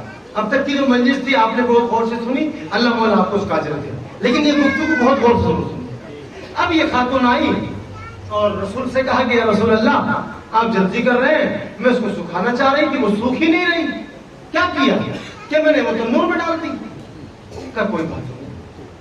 رسول گئے. روایت نے اس کے بعد جو اب میں پڑھ رہا ہوں یہاں سے روایت نے دو موڑ لیے ہیں. کہ رسول گئے اور رسول نے ہاتھ ڈالا تنور کے اندر، وہ کملی نکال لی. ایک روایت یہ لکھتی ہے کہ رسول نے خاتون سے کہا کہ آپ چادر کو نکال لیجئے. انہوں نے کہا کہ آگ جلی ہوئی ہے. کہ نہیں، ہمارے نام سے ڈالیے، آپ ہاتھ ڈالیے، نکالیے، وہ نکل جائے گی. دونوں روایتوں میں لکھا کہ وہ کملی نکل گئی. وہ کملی جب نکلی تو وہ کملی جس طرح دھونے کے بعد کچی تھی، گیلی تھی، اسی طرح وہ جب تنور سے نکالی 8 گھنٹے کے بعد، 2 گھنٹے کے بعد یا کچھ منٹوں کے بعد، اس وقت بھی وہ جو کی جو تھی، جیسی ڈالی تھی ایسے ہی اس کے اندر تھی. اب یہ خاتون جو تھی، یا رسول اللہ میں نے اس کو آگ کے قریب کیا، یہ سوکھی نہیں، آگ میں ڈال دیا، یہ سوکھی نہیں. ہوتا تو یہ کوئی کپڑا ڈال دیتے تو وہ جل جاتا. رسول نے کہا لاؤ ہمیں. رسول نے لے لی. اب جیسے وہ رسول نے لی اور رسول نے اس کو ایک مرتبہ دیکھا اور دیکھنے کے بعد کہا کہ اب دیکھیے سوکھی کہ گیلی ہے. اب جیسے ہی رسول کے ہاتھوں میں جانے کے بعد وہ دوبارہ محترمہ کے پاس آئی تو وہ سوکھ گئی. انہوں نے کہا یا رسول اللہ آپ کے ہاتھوں میں جانے کے بعد سوکھ گئی، بس میں کچھ نہیں کہوں گا، نہ مجھے وقت اجازت دیتا ہے کہ میں کچھ کہوں، لیکن سمجھ لینا اگر معرفت اور نسبت نہ ہو تو رسول کے گھر میں رہنے کے بعد بھی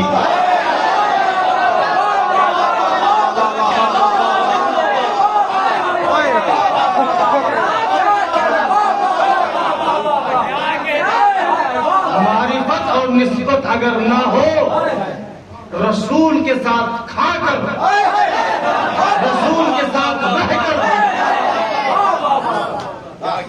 لوگ رسول کے منزلت کو نہیں سمجھتے. آج اگر کوئی کٹنی میں بیٹھ کر تقریر کر رہا ہے اور وہ یہ کہتا ہے کہ رسول میرے جیسے ہیں تو سمجھ لینا اس کے علم پر مت جانا، علم اس کے پاس بہت ہے، اس کے عمل پر مت جانا، اس کے پاس عمل بھی بہت ہے. بس صرف اگر جانا تو اتنا پہچان لینا کہ اس نے رسول کو پڑھا تو ضرور ہے، اس نے رسول کے بارے میں پڑھا تو ضرور ہے، لیکن اس نے رسول سے معرفت نہیں حاصل.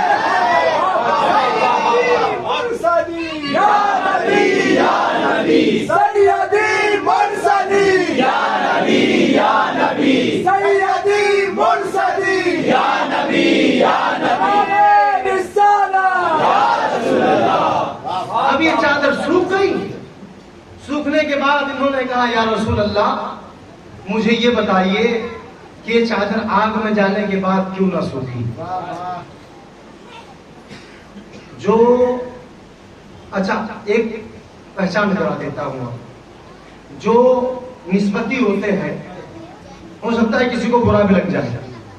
جو نسبتی ہوتے ہیں، معرفت کے لوگ ہوتے ہیں نا، ان کی زندگی میں 3 لفظ نہیں ہوتے، ان کی زندگی میں 3 الفاظ نہیں ہوتے. کیا، کیوں، کیسے. کیا، کیوں، کیسے، 3 سے سمجھ جانا.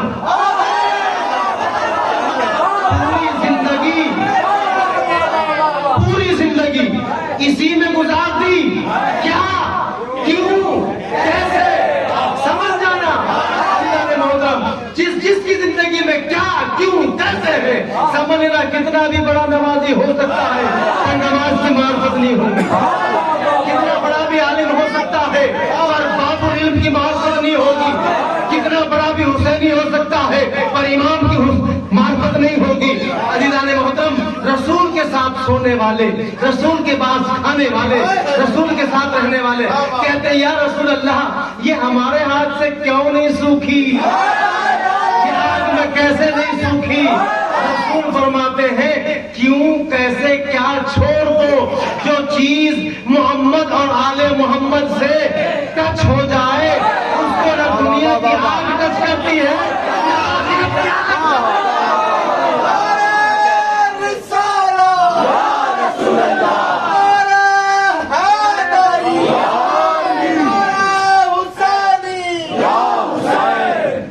اور یہ واقعہ خالی رسول اور رسول کے خاتونی کا نہیں ہے، بلکہ یہ ہماری ماں اور ہماری ماں کی ماں، ہماری ماں ہے جناب خدیجہ الکبریٰ. اور جناب خدیجہ الکبریٰ کی ماں کون ہے؟ وہ فرماتی ہے، ان کے بارے میں ایک روایت ملتی ہے کہ ایک مرتبہ آپ کے ایک چاہنے والی نے کہا میری ماں، میری شہزادی جب تک آپ مجھے اپنے ہاتھ سے روٹی بنا کر نہیں دو گی میں تب تک روٹی نہیں کھاؤں گی. تنور جلا ہوا تھا، اس کے اندر روٹی لگ رہی تھی. میری ماں حضرت زہرا سلام اللہ علیہا وہاں جاتی ہے، اپنے ہاتھ سے ایک روٹی بناتی ہے، اپنے چاہنے والے، اپنی چاہنے والی کی منت کو، خوشامد کو پورا کرتی ہے. آپ روٹی لیتی ہے، روٹی لینے کے بعد تنور میں لگا دیتی ہے. جتنی روٹی لگی ہوئی تھی سب اتر گئی، اور روٹی لگی، سب کی روٹی اترتی چلی گئی. تاریخ میں لکھا ہے جتنا آٹا اس زمانے کا تھا سارا آٹے کی روٹیاں لگی، روٹیاں پکتی گئی اور اترتی گئی. لیکن جناب زہرا نے جیسی روٹی تندور میں لگائی تھی وہ روٹی ایسی کی ایسی رہی. لوگ دیکھتے گئے اتارنے کے لیے لیکن روٹی سیکھی نہیں رہی ہے. شہزادی سے پوچھا یہ روٹی سیکھ کیوں نہیں رہی ہے؟ کہا اس روٹی کو ہم نے اپنے من سے نہیں بنایا ہے. اگر ہم اپنے من سے بنا دے، اپنے من سے کسی کے لیے اشارہ کر دے یہ روٹی کیا ہے، ہمارے رسول بابا کے پاس بیٹھنے والا جل کر کوئلہ بن جائے، اس روٹی کی بات ہے. آپ نے کہا شہزادی اچھا یہ بات ہے. کہا ٹھیک ہے، اگر آپ کو روٹی کھانی ہے تو جاؤ روٹی سے کہہ دو کہ شہزادی نے آپ کو حکم دیا ہے کہ روٹی بن کر تیار ہو جائے. لکھا ہے کہ جیسے ہی وہ خاتون وہاں پر پہنچی اور روٹی کو دیکھا دیکھا دل میں یہ خیال لے کر آئی کہ کہوں گی کہ شہزادی نے کہا ہے کہ بن کر تیار ہو جاؤ، بس خیال لے کر کے روٹی کو تاک کر کے دیکھا تو روٹی بن چکی تھی، سک چکی تھی، مکمل ہو چکی۔ مسلمانوں افسوس ہے آپ کے اوپر، پورا قرآن پر ڈالا، پوری شریعت پر ڈالی، پوری حدیثیں پر ڈالی۔ ارے ایک روٹی، ایک آٹا، جو کا آٹا، جو بھی آٹا اس زمانے کا رہا ہو، وہ آٹا جب رسول اللہ کی بیٹی کی اجازت نہ ملے وہ اتنا عمل کر رہی ہے، اور تم تو شکر مخلوقات ہو، جس کے بارے میں بخاری بتاتی ہے کہ ان سے شہزادی ناراض ہو کر گئی۔ رضی اللہ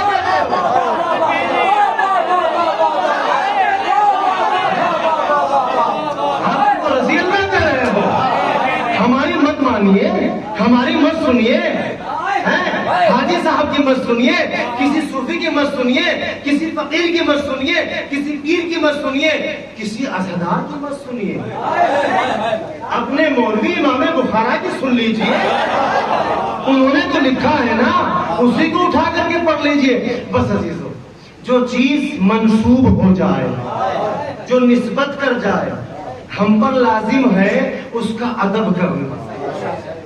تو میرے جوانوں، میرے بچوں، اس فرش عزا پر جب بھی آؤ، مجلس سے پہلے آؤ یا مجلس کے بعد، کبھی سمجھ گئے نا کہنے کی ضرورت نہیں، کبھی یہ کر کے، کبھی یہ کر کے خدا کے لیے نہ، رسول کے لیے نہ آئے۔ اس در پہ دنیا کی کوئی طاقت، دنیا کی کوئی پاور آئے یا نہ آئے، لیکن اس در پہ، اس در پہ، اس فرش پر وہ طاقتیں، وہ عظیم ہستی ہے جن کی عظمت کے بارے میں اسلام نے بتایا، جن کی عظمت کے بارے میں قرآن نے بتایا، وہ اس فرش عزا پر ضرور تشریف لاتی ہے۔ تو ہم نسبتی ہیں، جس طریقے سے اس تعزیے میں بننے والے ہر کپڑے کا، ہر کاغذ کا جو ویسٹ ہے اس کا بھی ادب کرتے ہیں، اسی طریقے سے ہمیں فرش عزا کا ادب کرنا چاہیے۔ جب فرش عزا پر آؤ تو کوشش کرو غسل کر کے آؤ، اگر غسل کی ہمت نہ ہو، وقت ساتھ نہ دے تو باوضو ہو کر کے آؤ، اگر باوضو کا بھی وقت نہ ہو، پانی نہ ہو، ٹائم کم ہو، تو کم از کم منہ میں پانی لے کر کلا کر کے ضرور ہو۔ کیوں کہ آپ ایک اس عظیم تذکرے کے لیے آئے ہو، اس کو سننے کے لیے آئے ہیں کہ اگر یہ تذکرہ پہاڑوں کے اوپر کیا جاتا ہے نا تو پہاڑ اپنے آپ میں ملائم ہو جاتے ہیں، پہاڑ اپنے آپ میں نرم ہو جاتے ہیں۔ عزیزان محترم، وہ جو میرے مولا 13 رجب کو مکے میں آئے تھے نا، اس کا خالی مطلب یہی نہیں ہے کہ آپ آئے اور آپ کے ادب میں وہ دیوار پھٹ گئی، بلکہ وہ دیوار بتا رہی ہے کہ جب یہ معصوم آتے ہیں تو ہم جیسے پتھروں کو بھی ان کا ادب کرنا پڑتا ہے، ان کے لیے راستہ بننا پڑتا ہے، ان کو راستہ دینا پڑتا ہے۔ لیکن افسوس، صد افسوس، ہم ان مسلمانوں کی بات ہی نہیں کرتے جن کا تعلق نسبت سے نہیں ہے، جن کا تعلق معرفت سے نہیں ہے۔ ہم ان کی بات کرتے ہیں، ہم اپنی بات کرتے ہیں، آپ کی بات کرتے ہیں۔ آپ تو حسینی ہو نا، میں تو حسینی ہوں نا، میں تو حسنی ہوں، آپ حسنی ہیں، آپ چشتی ہیں، آپ صابری ہیں، آپ نیازی ہیں، جو بھی آپ ہیں، تمام بزرگوں نے ہم سب کو ہم نے نام ان کا اپنے ساتھ لگایا ہے، لیکن ہم نے سب کو جوڑا اہل بیت سے ہے، ہم سب کو انہوں نے اہل بیت سے جوڑا ہے۔ اب جب اہل بیت سے جوڑا ہے، ایمانداری سے بتائیے، ہم نے اپنے بزرگوں کو اچھے سے دیکھا ہے کہ جب ان کے سامنے اہل بیت کا نام آتا ہے تو وہ اپنی گردنوں کو جھکا لیتے ہیں۔ جب نام آنے پر گردنیں جھکتی ہیں تو اگر ہم یہاں تشریف لا رہے ہیں، اور میرا عقیدہ ہے کہ یہاں جناب زہرا تشریف لاتی ہے، یہاں رسول خدا تشریف لاتے ہیں، یہاں مولا حسن تشریف لاتے ہیں، یہاں امام حسین تشریف لاتے ہیں، یہاں جناب زہرا تشریف لاتی ہے، جب میرا یقین ہے، میرا اعتماد ہے، تو مجھے یہاں کس انداز میں آنا چاہیے؟ باوضو ہو کر کے تشریف لائے، ہو سکے تو کلو کر کے آئے، جو بھی آپ کھاتے پیتے رہے ہو اس کو آنے سے پہلے اپنے منہ سے دور کر کے اور وضو کر کے کلو کر کے آیا کیجئے۔ یہ میرا میسج ہے۔ اور وہ جو میں نے کل آپ کو 3 میسج دیے کہ اپنے یہاں 3 شہادتیں 3 शहादतों की तारीख आप अपने यहाँ दोहराइएगा, उनके प्रोग्राम कीजिएगा। मुझे उम्मीद है और आज कुछ पता भी चला है कि आप मुमिनीन ने, आप मुहिब्बीन ने, बहुत से मुमिनीन ने आज अपने घरों में नज़र व नियाज का अहतमाम किया है। अल्लाह मौला हमारे नज़र व नियाज को कबूल फरमाए। आइंदा ये कोशिश कीजिएगा कि हम आइंदा नज़र व नियाज के साथ साथ हम जिक्र हसन, फजाइल इमाम हसन और मसाइब इमाम हसन, हम दोनों अपने घरों में ज्यादा नहीं 1 घंटे का नहीं, 2 घंटे का नहीं, हम 10 मिनट का एहतमाम जरूर करेंगे इंशाअल्लाह। जब आप ये एहतमाम करेंगे और शहजादी की तारीख पे, शहजादी के फजाइल मसाइब का एहतमाम करेंगे, इंशाअल्लाह आप अपनी जिंदगी में तब्दीली देखिए, अपने कारोबार में तब्दीली देखिए, आपकी जायज तमन्ना है वो इंशाअल्लाह जरूर पूरी होगी। अजीजों, जिस मजलूम शख्सियत की शहादत की शब में आप और हम बैठे हुए हैं, ये इतनी मजलूम शख्सियत है ना, खुदा की कसम इतनी मजलूम शख्सियत है कि एक मुअर्रिख ने लिखा है, एक मुअर्रिख ने बताया है कि जो तुम करबला को पढ़ते हो, करबला को सुनते हो, तो करबला में जो आप इमाम हुसैन के लाशे को देख करके अपने अंदर जो हरारत पैदा करते हो ना, इमाम हुसैन और इमाम हसन के जनाजे में सिर्फ इतना फर्क था कि आपके जनाजे पर तीर थे, आपका जनाजा तीरों पर था और उनके जनाजे पर तीर थे। अजीजों, मुझे बताओ, जब मेरे इमाम शहीद हो चुके करबला में, जो मेरी मुख्तसर सी इल्म है मेरे पास, मैंने उसमें कहीं ये नहीं पढ़ा कि इमाम हुसैन की शहादत के बाद आपका लिबास तो लूटा गया। मैंने ये कहीं नहीं पढ़ा कि इमाम को शहीद करने के बाद दुश्मनों ने आपके लाशे पर तीर चलाए, नहीं। लेकिन इमाम हसन का जनाजा, अभी जनाजे की बात नहीं पढ़ता हूं, इमाम हसन को जहर दिया गया। जहर दिया ना, हम सबने पढ़ा, कितना खतरनाक जहर था, कितना खतरनाक जहर था। मख्तल में लिखा है कि जब आप तय कर रहे थे, तय में कुछ चीज नहीं आ रही थी, बल्कि आपके जिगर के टुकड़े टुकड़े होकर के आ रहे थे। याद रखो, खुदा न करे किसी जवान को कोई मुश्किल आ जाए, खुदा न करे किसी जवान को कोई तकलीफ आ जाए और उसकी बहन वहां मौजूद हो, उसकी बेटी वहां मौजूद हो, उसका जवान बेटा मौजूद हो, उसका जवान भाई मौजूद हो, तो उस बेटी पर, उस बहन ज़ैनब जैसी बहन पर क्या गुजरती होगी। अजीज़ों, मक्तल में लिखा है कि मेरे इमाम क़य करते जाते थे और आपके क़य के साथ साथ आपके जिगर के टुकड़े हो करके बाहर आ रहे थे। कभी इमाम हुसैन गिरिया कर रहे थे, कभी जनाब ज़ैनब गिरिया कर रही थी, कभी जनाब अब्बास गिरिया कर रहे थे। मेरे इमाम के घर के अंदर कोहराम बरपा था। एक वक्त हुआ, जब वक्त गुजरता गया तो मेरे इमाम ने अपने भाई को बुलाया और बुलाने के बाद कहा, ए मेरे भाई हुसैन, देखो मेरी तमन्ना है, मेरी ख्वाहिश है, मेरे दिल में अरमान है कि मेरी शहादत के बाद मेरे जनाजे को, मेरी कब्र का जो एहतमाम करना, वो मेरे नाना के पहलू में करना, मेरे नाना के पहलू में करना। और मेरे भाई हुसैन, ये भी ख्याल रखना, आप जानते हो कि जमाना बहुत आशोब है, अगर नाना के पहलू में इजाजत ना मिले तो मुझे मेरी माँ, दुखियारी माँ के पहलू में दफन कर देना। हाँ अज़ादारों, बस यही हुआ कि इमाम की रूह परवाज हो गई, इमाम के घर के अंदर कोहराम बरपा हो गया। उधर जनाब ज़ैनब बयान कर रही है, उधर इमाम हुसैन गिरिया कर रहे हैं, उधर कभी जनाब ज़ैनब सर को पीटती है, कभी जनाब उम्मे फरवा सर को पीटती है और कहती है आज मेरा भाई शहीद हो गया। उम्मे फरवा कहती है आज मैं बेवा हो गई। जनाब कासिम कहते आज मैं यतीम हो गया। मेरे इमाम कहते इमाम हुसैन आज मैं बड़े भाई से, मेरा बड़ा भाई कुर्बान हो गया, आज मैं बड़े भाई की क़यादत से हट गया हूँ। हाँ अज़ादारों, अल मुख्तसर ये हुआ कि आप जानते हो ना, आपके घर में भी किसी की मैयत हुई होगी, मेरे घर में भी मैयत हुई है। हम अपने घर में जब मैयत होती है तो उसकी तदफीन का इंतजाम करते हैं, उसकी कब्र खोदने का इंतजाम करते हैं, उसके दफन का इंतजाम करते हैं, उसके कफन का इंतजाम करते हैं। बस अज़ादारों, अपने दिल पर हाथ रख करके बताओ, जब तुम अपने मरहूमीन के कफन का इंतजाम करते हो तो सुन्नत रसूल को याद करके अपने مرحومین کا کفن سفید خرید کر کے لاتے ہو، اپنے مرحوم کو سفید کفن پہناتے ہو، لیکن مسلمانوں نے اتنا ظلم اس امام کے ساتھ کیا کہ ان کے گھر والوں نے اپنے نانا کی سنت پر عمل کرتے ہوئے اس امام کو سفید کفن پہنایا، سفید کفن پہنا کر کے گہوارے میں رکھا۔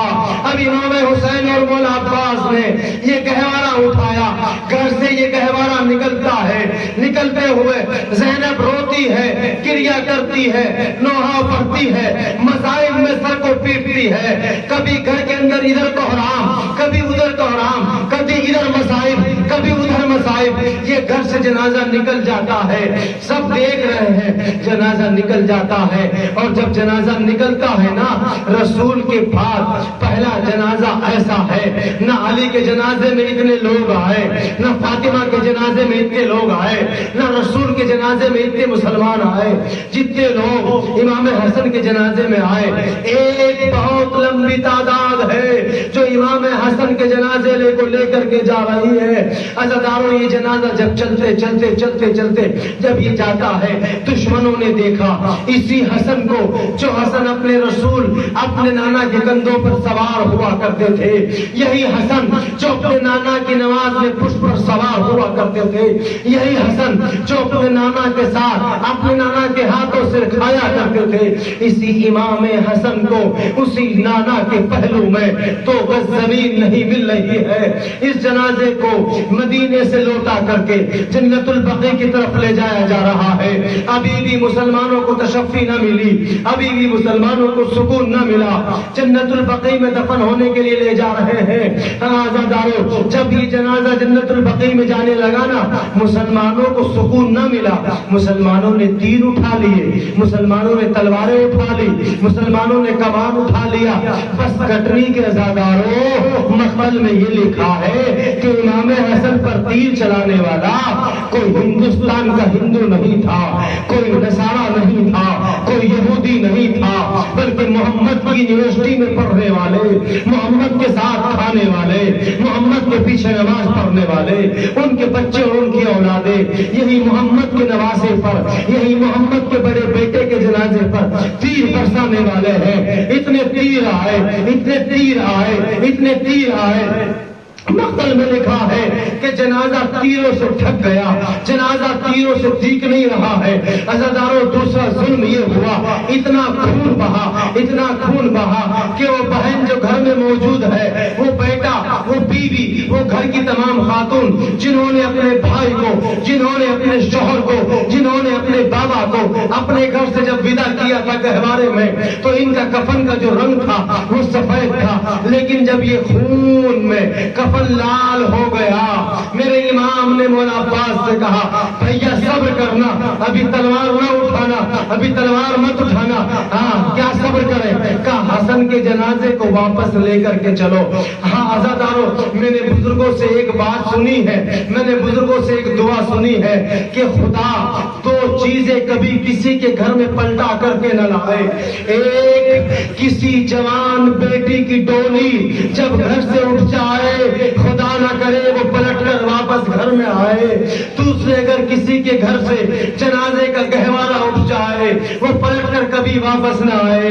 آپ سوچئے، اپنے دل پر ہاتھ رکھ کر کے سوچئے، اس پکے کی ہوا میں بیٹھے ہوئے سکون سے عزاداروں سوچو، جس حسن کی باتیں ہو رہی ہے، جس امام کی باتیں ہو رہی ہے، جس امام کے مصائب پڑھے جا رہے ہیں، اس امام کے جنازے پر اتنے تیر چلے کہ آپ کا سفید کفن کا رنگ بدل کر کے لال ہو گیا، سرخ ہو گیا۔